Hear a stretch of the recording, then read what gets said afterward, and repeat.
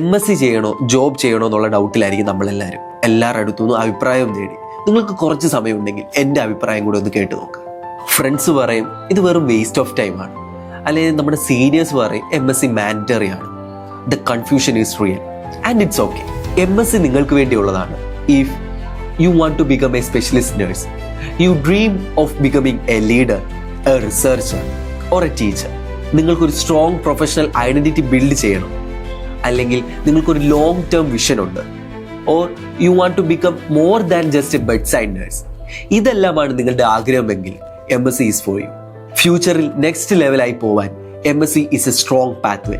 But it may not be the priority if abroad mind നിങ്ങൾക്ക് fixed ആണ്, അല്ലെങ്കിൽ നിങ്ങൾക്ക് പെട്ടെന്നൊരു ഇൻകം വേണം, നിങ്ങളുടെ ഇൻട്രസ്റ്റ് ഏരിയ നിങ്ങൾ ഇതുവരെ മനസ്സിലാക്കി എടുത്തിട്ടില്ല, അല്ലെങ്കിൽ നിങ്ങൾക്ക് ക്ലിനിക്കൽ എക്സ്പോഷർ ആദ്യം തന്നെ വേണം എന്നുള്ള ആഗ്രഹമുണ്ടെങ്കിൽ ഓക്കെ, എക്സ്പീരിയൻസ് നമുക്ക് എടുക്കാം, പിന്നെ പയ്യെ നമുക്ക് PG ചെയ്താൽ മതി.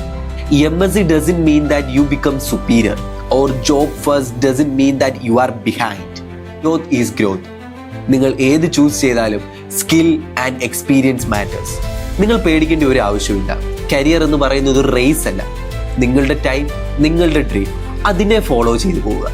സോ ഒരു ചോദ്യം, അടുത്ത 5 വർഷത്തിനുള്ളിൽ നിങ്ങൾ എവിടെ നിൽക്കുന്നതായിട്ടാണ് നിങ്ങൾക്ക് ഇപ്പോൾ പ്ലാൻ ചെയ്യാൻ പറ്റുന്നത്? ഒരു സ്റ്റാഫ് നഴ്സ്, ഒരു റിസർച്ചർ, ഒരു ടീച്ചർ, ഒരു സ്പെഷ്യലിസ്റ്റ് നഴ്സ്?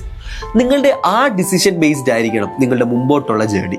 നിങ്ങളുടെ ഡ്രീം സ്പെഷ്യാലിറ്റി കമന്റിൽ ടൈപ്പ് ചെയ്യൂ and I will help you to think clearly. അടുത്ത വീഡിയോയിൽ സർട്ടിഫിക്കറ്റ് കോഴ്സസിന് നമ്മുടെ നഴ്സിംഗ് കരിയർ എന്തൊക്കെ പ്രാധാന്യങ്ങളുണ്ടെന്ന് നമുക്ക് ഡീറ്റെയിൽ ആയിട്ട് മനസ്സിലാക്കാം. അതുവരെ സ്റ്റേ ട്യൂൺഡ്. ബൈ.